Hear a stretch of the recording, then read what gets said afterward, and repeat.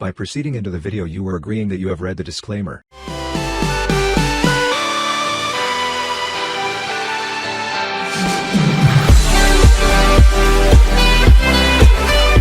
Welcome students, आज हम लोग पढ़ने वाले हैं क्लास 6 का चैप्टर नंबर 3 जो कि एक कविता है।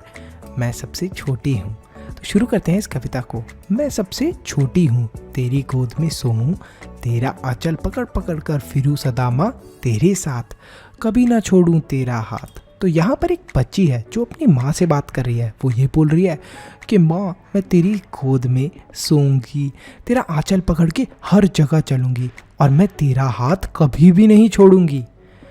बड़ा बनाकर पहले हमको तू पीछे चलती है मात, हाथ पकड़ फिर सदा हमारे साथ नहीं फिरती दिन रात। तो यहाँ पर ये बच्ची ये बोल रही है कि जैसे ही हम बड़े हो जाते हैं तो तू माँ हमें छल लेती है और फिर तू क्या कर लेती है, तू हमारे हाथ में खिलौना दे देती है और फिर हमारा हाथ सदा पकड़कर नहीं रखती और ना ही हमारे साथ दिन और रात में 24 घंटे हमारे साथ नहीं रहती।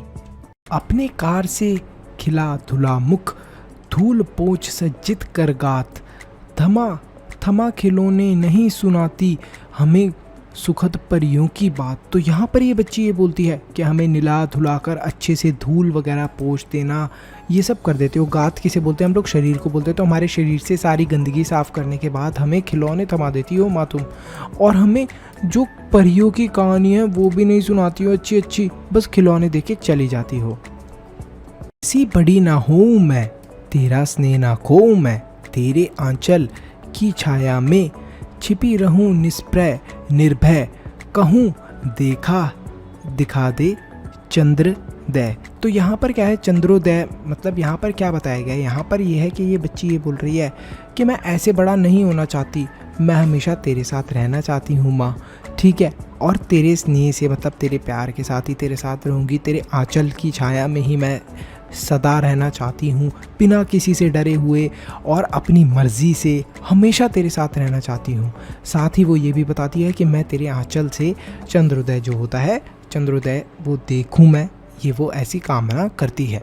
तो इस कविता को लिखा है सुमित्रानंद पंत ने। इस पूरी कविता के अंदर ये जो एक छोटी सी बच्ची है ये अपनी माँ से ये सारी चीज़ें कहती है, और वो ये सब चीज़ें क्यों बोलती है, जिससे कि उसकी माँ उसे छोड़कर ना जाए।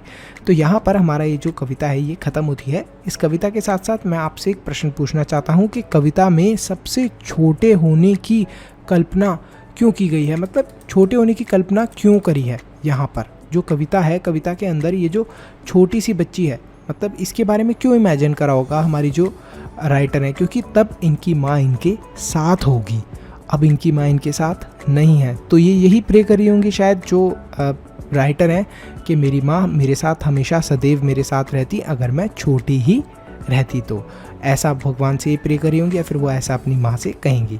तो यहाँ पर ये जो क्वेश्चन नंबर 1 है, देखते हैं कितने बच्चे आंसर कर पाते हैं। फटाफट कमेंट सेक्शन के अंदर आंसर करिए।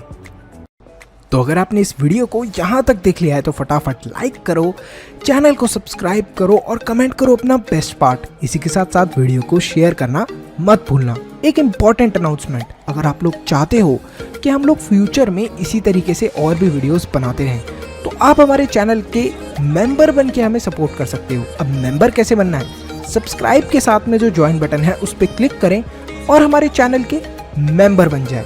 तो आप हमें सपोर्ट कर रहे हैं डायरेक्टली कि हम आगे फ्यूचर में ऐसे ही वीडियोस लाते रहें। तो thank you so much for watching this video. Stay happy, stay healthy, मनुष्य ज्ञान लेते रहो। Bye bye till then, see you in the next video.